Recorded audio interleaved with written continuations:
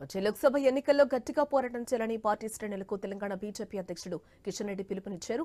లోక్సభ ఎన్నికల వేళ తెలంగాణ బీజేపీ నిర్వహించిన కీలక సమావేశంలో ఈ కామెంట్స్ చేశారు. రాష్ట్ర పదాధికారులు ఈ భేటీలో పాల్గొన్నారు. సంస్థాగత రాష్ట్ర ప్రధాన కార్యదర్శిగా కొత్తగా వచ్చిన చంద్రశేఖర్ కూడా ఈ సమావేశానికి వచ్చారు.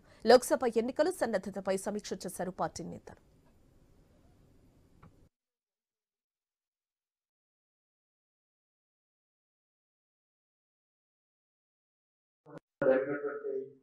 శాసనసభ ఎన్నికల్లో వచ్చినటువంటి మన అనుభవం నేపథ్యంలో ఆయన గ్రామ పంపిణీల పనితీరు అంటే పోలింగ్ బూతుల పనితీరు ఒకసారి సమీక్ష చేసుకుని ఎక్కడికక్కడ దాన్ని మరి స్ట్రీమ్ లైన్ చేసుకోవాలి, మార్చాలంటే దాన్ని స్ట్రీమ్ లైన్ అయితే చేసుకోవాల్సిన అవసరం. గ్రామ స్థాయిలో కూడా కొత్తగా చేయడం చాలా మంది చేయడానికి సిద్ధంగా ఉన్నారు. చాలా మంది అనేక కాంగ్రెస్ పార్టీ నుంచి కావచ్చు, లేదా టీఆర్ఎస్ పార్టీ నుంచి కావచ్చు, నేను ఏ పార్టీకి సంబంధం లేదు. చేరికలు అంటే మిగతా పార్టీ నుంచి చేరడమే చేరికలు అనుకోదు.